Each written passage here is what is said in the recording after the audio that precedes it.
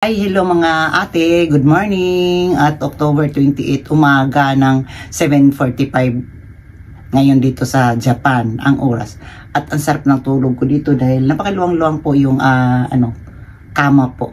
At ngayon bababa tayo doon sa baba dahil kakain ako ng almusal. Free.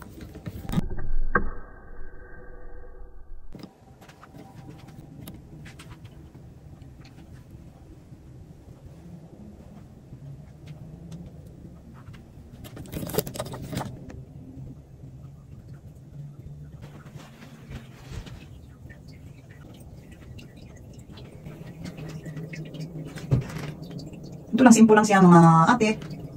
Oo, ito yung luma yung style nila ng CR nila, luma. Pero meron din pang hugas sa puwit. Pero luma to. So lalagay ko siya dito para mag-ilaw siya. At ang mahirap dito mga pag sa gabi, gusto kang mag-order kasi magugutom ka, wala ko silang pagkain dito. 8:30 ng gabi. Tayo mga ate, ngayon matulog ako. Kasing bakante, isang kwarto, tapos double bed. Tapos pag may nag-usap doon sa kabilang, anong tawag dito yung sa kwarto, naririnig ko po yung pinag-usapan nila. Ayan, may nag-uusap doon sa kabilang kwarto, naririnig ko po, ano ba yan? Hi, hello mga ate, good morning at October 28 umaga ng 7:45 ngayon dito sa Japan ang oras. At ang sarap ng tulog ko dito dahil napakaluwang-luwang po yung kama po. At ngayon bababa tayo doon sa baba dahil kakain ako ng almusal. Free pala dito sa pagkain ng almusal. Oo, meron silang pagkain pag almusal lang, pero sa gabi wala talaga. Kaya bababa ako dahil ako ay gutom na eh. Punta tayo doon. Titingnan natin yung nila pagkain nila mga ate kung masarap pa talaga. Sige na, punta tayo. Tara, samahan niyo. Tanggalin ko muna itong susi. Ito yung susi dito sa sa kwarto ko po, hotel ko po. Sige, tara na. Sakay tayo ng elevator. Papunta tayo sa first floor. So, Diyos ko, ang daming tao. Halo-halo yung amoy. Oh my God. Kasi mag-aalmusal tayo doon sa baba, sa dining table nila at doon sama-sama. Maganda rin doon sa baba mga ate dahil mayroon din doong wifi at mayroon ding charge sa cellphone mo. Ito na. Punta tayo. Ano kayang gagawin nito? First time ko lang dito naka-check-in itong hotel na to. Ano ba yan? Tanungin natin si Kuya. Kuya, nakalimutan ko yung ticket. Nasa kwarto. Paano yan? Hindi ako makakakain. Pwede ba ako makakain dyan? Bibigyan niya ako ng pagkain kahit naiwan yung ticket? Ay, okay lang daw, sabi niya. Pasensya na kayo mga ate, tinatagalog ko na dahil pag pinapalabas ko yung boses ni Kuya, hindi naman yung maintindihan, kaya tinatagalog ko na lang. Sabi niya, no problem about that, dahil sabi niya, vlogger daw ako. Nahihiya ako sa sinasabi niya. O sige, bitbitin natin yung tray, lagyan natin ng plato, para lagyan natin ng ulam kung anong gusto ko na ilagay sa plato ko. Ang una ko pong ilagay nitong plato ko po, mga ate, gustong-gusto ko talaga ang sausage, yung sausage ng Hokkaido. Masarap talaga mga ate. Kasi original talaga siya nagawa talaga dito sa Hokkaido. Napakasarap talaga. Hindi mo na kailangan na lagyan ng timpla. Alam mo ang ginagawa nila dyan? Ayan na yung sausage, nakita nyo? Nilalagay nila dyan. Binubuel lang po nila yan. Pagkabuel, diretso mo nang kakainin. Yan ang style dito mga ate. Yan, ilagay natin yung sausage. Ayan, 2 piraso lang po ilalagay ko po. Ayan, tapos na. Tapos maglagay po ako ng ayaw ko dyan spaghetti. Gusto ko po yung salad, yung cabbage ba, yung nililiit ng pagkahiwa. Gustong-gusto ko po yan. Tapos, ang ilagay ko po yan, ang tinatawag po yan dito ay dressing. Ang tawag yan, isa lang tawag doon sa Pilipinas, sauce. Pero hindi po yan sauce. Dressing ang tawag yan sa Japan, mga ate. Ayan, masarap po yan. Ngayon, ang gagawin ko, ito namang adobong manok na nilagyan nila ng kalabasa at saka carrots.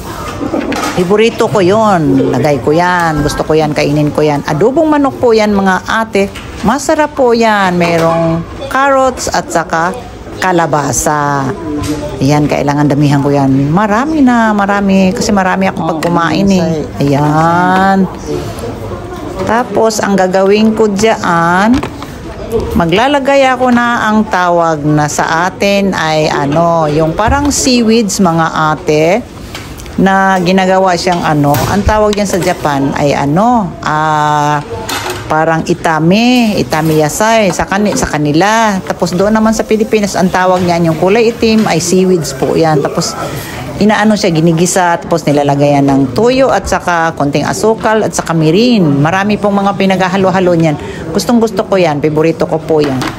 Tapos after dyan, ilagay muna natin to para kukuha tayo ng kanin. Ayan, kukuha ko ng kanin. Kasi hindi pwedeng hindi ako kakain, mga ate. Sus ko, Maria Josep. Kailangan kong kumain ng maraming kanin. Oh my God. Alam mo naman, favorito ko ang rice. Tingnan mo, pag kumuha ako ng rice, di ba? Napakarami po yan. Tingnan mo naman ako pag kumuha ako ng rice. Ayun. Kailangan kong kumuha ng rice. Kasi, mahilig ako sa rice, mga ate. Kailangan isang mangkok, papunuin ko yan. Ayan. Tingnan mo yung rice cooker nila, ang laki-laki, di ba? Hindi ko lang nakita masyado sa pinakita sa sa camera dahil nahirapan ako magbitbit. Isang kamay lang tong ginagamit ko eh. Tingnan mo naman yan. Hirap na hirap ako.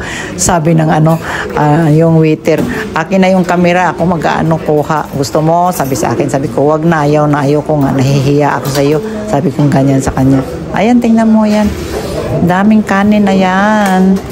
Tapos, ihahatid ko yan doon sa counter. Ihatid ko yan doon sa upuan ko, sa lamisa ko po. Dahil meron pong lamisa dyan na napaka haba-haba. Ayan.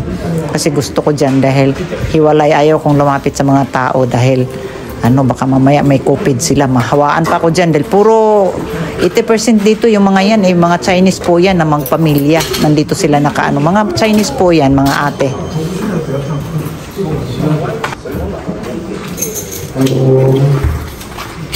Ngayon, kukuha ako ng corn soup para iinom ako dahil piborito ko yung corn soup, mga ate. Napakasarap po ang corn soup. Kahit saan akong tindahan, talagang nag-order talaga ako ng corn soup. Yan po ang presyo ng corn soup dito ay 210 yen. 280 yen. Kung sa baga sa sa dollar, nasa mga yata 350 cents, parang ganun. Mga 3 or 4 ganyan sa dollar. Ganun sila. Ayan, tingnan mo yung kanin ko. Ayan, ito yung corn soup. Ayan yung kanin ko ngayong umaga. Kakain na ako. Itadakimasu. Paiikutin natin yung camera. Tingnan mo, ang daming tao. Marami pa pong hindi nagpunta. Kunti lang yan. Itadakimasu.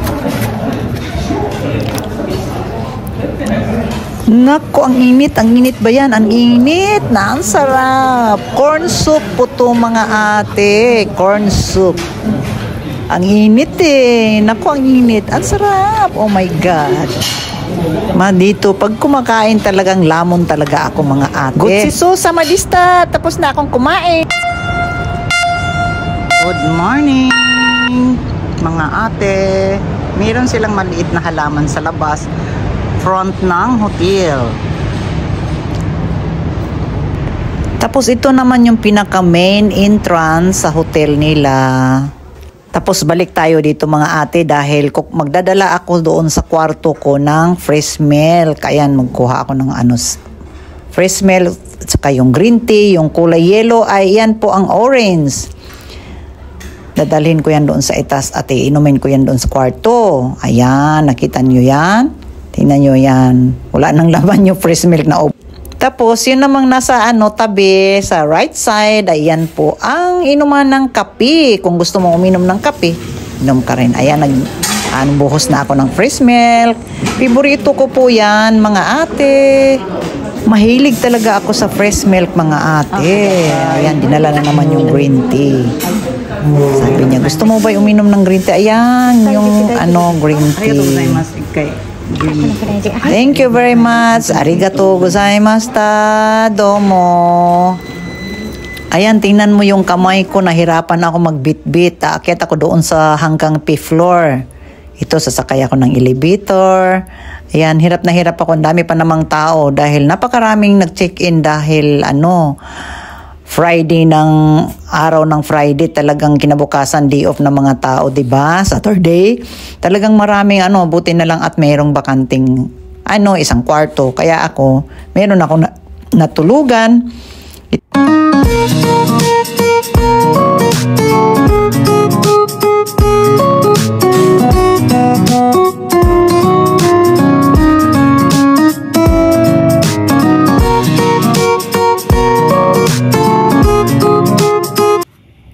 At galing ako sa baba, kumain ako ng kanin. Ito, bumalik ako sa kwarto. Sa 5th floor ako, naka-check-in. Nagdala ako ng fresh milk at malamig na ulon sa green tea. Parang sa bagaan sarap po mga ate. Very siya. Silk na silk talaga. Ito dalawa iniinom ko, yung fresh milk at ito yung green tea. At alam niyo mga ate, hindi ako pwedeng hindi inom ng fresh milk. Everyday talaga mula umaga, sa gabi, minsan tanghali na inom din ako. Papakita ko sa inyo kung ano yung iniinom kong fresh milk. Ito po yung fresh milk na iniinom ko. Meron pong malaki dito na 1 liter ang laman po. Po to sa Sicomart. Ito po yung iniinom ko talaga. Bumibili ako sa Sicomart. Ayan siya Yan ang binibili ko po. Ito siya. Fresh milk. Napakasarap. Gustong gusto ko to. Mahal nga lang. Pero talagang alaga talaga ako sa katawan Talagang nainom ako ng fresh milk talaga. Ito. Sige, hanggang dito na lang po. Bye-bye, mga ate.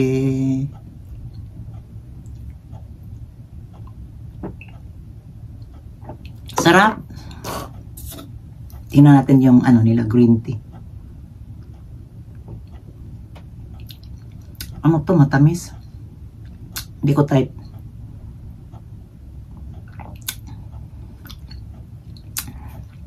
At lalo na yung mga baguhan natin, mga ate, please naman paki-subscribe naman kung nagustuhan niyo yung video ko ngayong araw na to dahil po ay nandito po ako sa Sapporo City at naglalakwatsa at bukod pa sa naglalakwatsa, nakipagkita po ako sa anak ko dito at yung anak ko hindi pwedeng magbibidyohan dahil po ay galing lang po siya ng trabaho at sandali lang po kami nag-usap dahil ngayong araw na to mayroon po siyang pasok, sabi niya. Kaya ito, madalas ako nandito sa hotel, nag-isa lang po ako.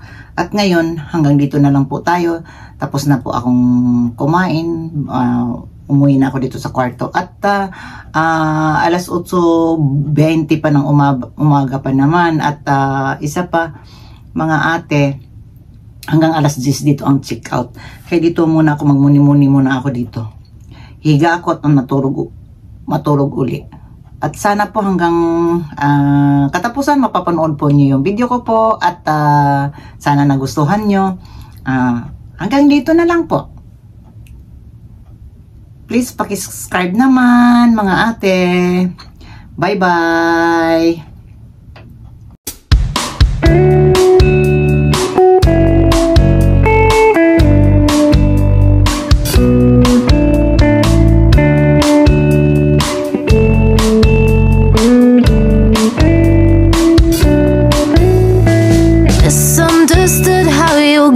So good and you try to get rid of the mess.